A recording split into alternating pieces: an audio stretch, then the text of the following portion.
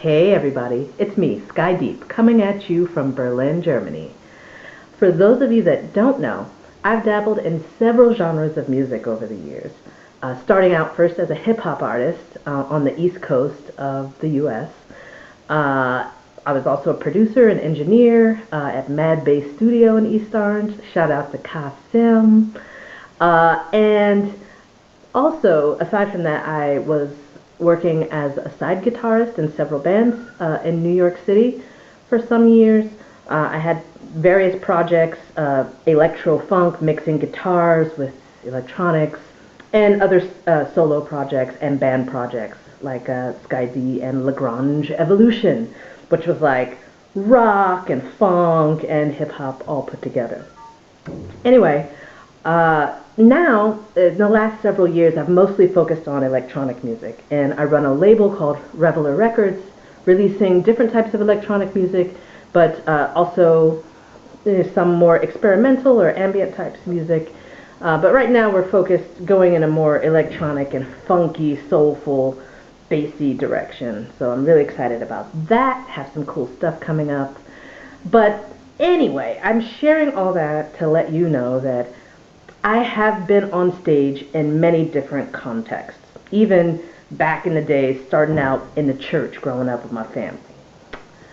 One of the biggest questions that I've been hearing in the last few years as I've been focusing on electronics was, if I'm gonna start doing live sets, how do I even get started? Where to begin first? Yeah. This happened for me too. How was I gonna play all the instruments all by myself and keep it interesting and dynamic? So I had to rely on my split personality to get through this. So introducing there's the butterfly side of me, the artsy butterfly, but then there's also the computer robot side of me. I can switch back and forth between them, kind of like a light switch. So what does that mean? Well, for example, when I began to think about building my live set, I first consulted my butterfly side, which said, you have to use every instrument you've ever loved and every style of music, and you have to throw it all into the same pot and make it fabulous using everything. Plus, you have to go out and get every single piece of gear that you've ever wanted that you can imagine combining into the set. And boom, you're going to make a great show. Well, I have to say that after some months of trying to pursue that, things got a bit too complicated and I was getting nowhere. So I decided to consult the computer robot side of myself. And this is where, yeah, I'm going to show you what I'm talking about, but it involves lots of charts and graphs and planning and lists, lots of to-dos. But I can honestly say that the computer side of myself helped whip into shape the butterfly side of myself. I'm sure you all have a little bit of that inside of you. The question is which one do you have more of? Both are necessary if you're going to make your live performances fly. Okay, so this was kind of the first one that I started out with. This particular plan was meant for me to figure out what instruments I was going to use. So as you'll see here, I was focused on, like, I really thought I was going to use my guitar with my effects pedal board. But actually, now that is not part of my set anymore. The reason is because it's a travel gig. I'm traveling from Berlin to Los Angeles. I'm already carrying a bunch of hardware with me. It would just be a lot. Plus, yeah, it's just too much to travel with all that stuff. I think it's better if I kept it simple. I can, even if I want to borrow a guitar in Los Angeles, I can do that, and then I could probably use effects in Ableton Live. But in the end, I decided I am going to not, for this gig anyway, bring guitar. So with vocals, I decided Yes, I will, but actually, I'm no longer going to use my guitar effects board for that. It's going to be Ableton Effects. Yeah. So anyway, just to give an idea, so my approach here was uh, name the instrument. What would be the function of that instrument? Like, what would I use it for?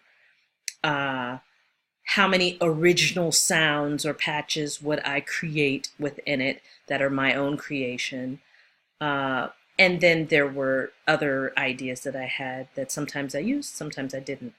So as you see with the MPC Live, uh, beats, uh, chords, using, I like the pad performance, uh, sample chops, of course, and that this would be the brain of my operation primarily. Then I have the circuit monostation, which I'd use mostly for bass, and because it has a lot of really cool distortions and things like that, I use it for grit and feeling because I can do modulations live with my own fingers, uh, and lead sounds. The only thing I'm not mentioning here is my stomp box effects pedal, the Zoom, but I use that to give ambiance to the sounds from my circuit monostation. So I decided that I would make 15 original patches that I could choose during a live set of a 1 hour performance, and 15 various sessions, which are little sequences and sets of patterns that I could make within the circuit monostation. Yeah, so I decided in advance, before I even had the box, that I was going to do these things with it. So 15 riffs. This would be some to help with progressions, some for solo leads for sure, maybe even some pads if I could sort it out using my effects box. Uh, let's see, for Ableton Live, since I do choose to use that, I thought I could use it for like my second set of drums, some soft synths or some whooshy transitions maybe, but also especially arpeggios. So I wrote this here because I wanted to have some play on the fly with arpeggio instruments that I make in Ableton Live. And there's an organ synth that I have. It's called DB33, and it sounds so nice. It reminds me of my father who plays organ. Yeah. So anyway, these are just some ideas that I approached with that. And then if I switch over to this one, this sheet actually covers a little bit more about how I plan to break up songs in the next sequence setup inside the MPC Live. So theoretically, I thought to myself, all right, I'm going to take bank A, and song number 1 will be the first 8 pads. Song number 2 would be the second set of pads. And these would be sort of the different sequence parts that I would export out to, to it. So lists of songs, names of songs. I even listed, if I'm sending the outputs through 1, 2, 3, 4, and 5, and 6, what types of effects. I would use some of the returns and sends using the Q-Link knobs. I might even, like on another sheet, use some XY pad performance. Anyway, it can get quite intricate. As you see, my computer self went a little bit nuts, which always brings it back to me needing to stay in touch with my inner butterfly. And so the inner butterfly side of me keeps in mind the types of words that I want associated: transformative, unpredictable, deep, syncopated, funky, but technically solid. That's who I'm trying to be. That's what I'm trying to do. So anyway, yeah, this is how I roll. This is how I roll. So I'm curious to see what you think. Okay, so thanks for watching. I'm sure that everybody has their own process, but I'm curious.